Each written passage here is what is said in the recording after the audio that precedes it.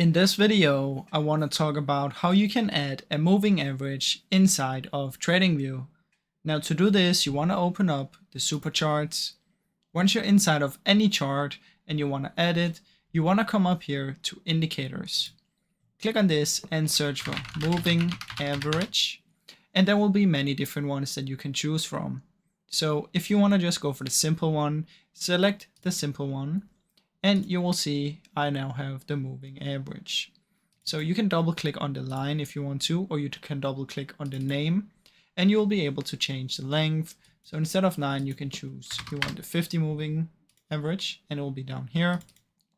And if I go back to 9, you'll see that it's gonna come back here. And you can also go in here and change the color if you want to, like this. And that is basically how you can add a moving average inside of TradingView. Now, I really hope you enjoyed this short video.